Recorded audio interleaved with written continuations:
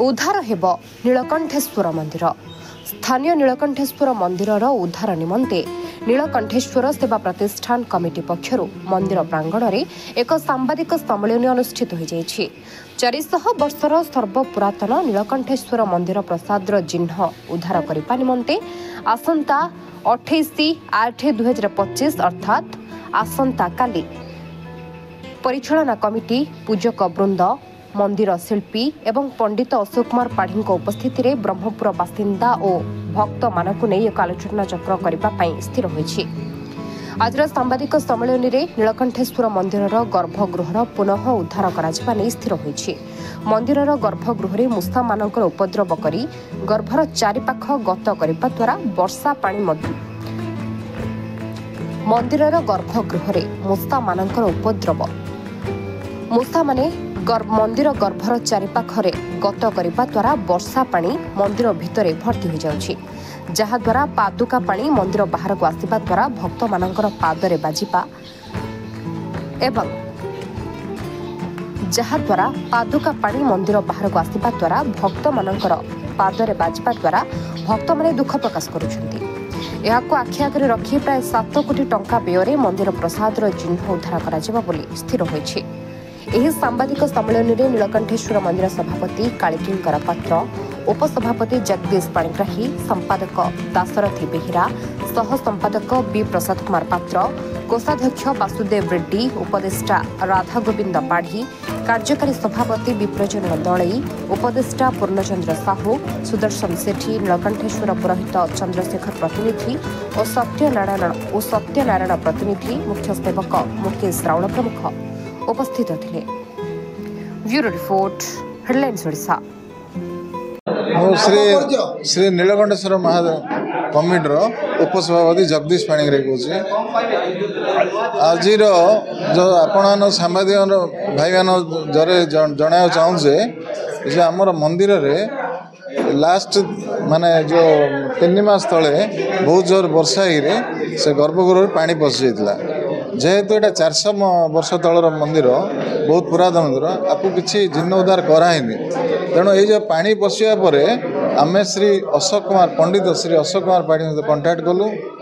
सी कहले जनमतामत नहीं आम आरंभ करिया तेणु आम 28 तारीख दिन गुरुवार दिन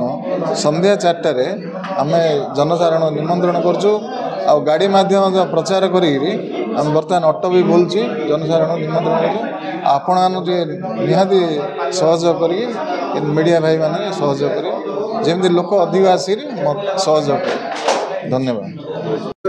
मु दाशरथी बेहेरा श्री नीलकंठेश्वर सेवा प्रतिष्ठान कमिटी संपादक। बर्तमान आम आमर सांबादिक भाई मान को निमंत्रण कर कारण जे आमर 400 वर्षर पुरातन नीलकंठेश्वर मंदिर प्रसाद जीर्ण उद्धार करने निष्पत्ति नहींचु से आमर भाई मान जरिया सर्वसाधारण केमती अवगत करा आसंता 28 तारीख अपराह्न 4 घंटा समय नीलकंठेश्वर मंदिर प्रांगण भितर गोटे सभा रखा जाइए जनसाधारण से अवगत कराइले केमती आमर नीलकंठेश्वर मंदिर प्रसाद जीर्ण उद्धार कला बेले जमी सहयोग करेंगे भक्त भाई मैंने से आम निमंत्रण करूँ भाई मान पुनरुद्धार कर कारण आमर नीलकंठेश्वर मंदिर 400 वर्ष होगा जो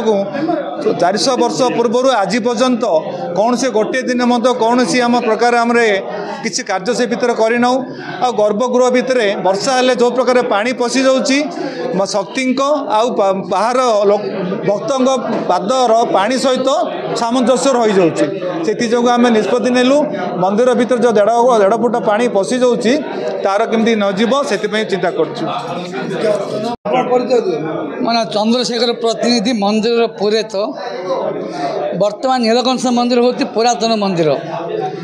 से मंदिर वर्तमान गर्भगृह भितर मूषार आविर्भाव बहुत होती जहाँकि मटी सब खोलुंट अपव्यवस्था होगी अच्छी ସେଥିପାଇଁ ମନ୍ଦିର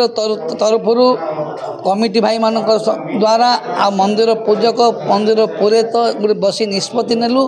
ଯେ ମନ୍ଦିରର କିଛି ପୁନରୁଦ୍ଧାର କରିବା ଯେଉଁଟାକି ଏଇ ଯେଉଁ ପ୍ରକାର ପରିସ୍ଥିତି ହେଇଛି ତାକୁ ସଜାଡ଼ିକିରି ମନ୍ଦିରଟାକୁ ସୁନ୍ଦର କରିବା ପାଇଁ ଆମର ଯୋଜନା ଅଛି। ସେଥିପାଇଁ ଚିନ୍ତା କରି ଆପଣଙ୍କ ଜରିଆରେ ଆଉ ଭକ୍ତମାନଙ୍କ ଜରିଆରେ ବ୍ରହ୍ମପୁରବାସୀଙ୍କ ଜରିଆରେ ଏ ଗୋଟେ ସୁନ୍ଦର ମନ୍ଦିର ହେଉ ଆମର ଆଶା ନେଇକରି ଆଜି ଏ ଉପସ୍ଥିତ ଅଛୁ। ମହାଦେବ ମନ୍ଦିର ହେବ ନା ପୁରା ମନ୍ଦିର? ନାଇଁ ନାଇଁ ମହାଦେବ ମନ୍ଦିର ପୁରା ଫ୍ରଣ୍ଟଟା ପୁରା ନବଗ୍ରହ ମଣ୍ଡପ ଲକ୍ଷ୍ମୀ ମଣ୍ଡପ ଆଉ ଗର୍ଭଗୃହ ମଣ୍ଡପ ତିନିଟା ମନ୍ଦିର। ନାଇଁ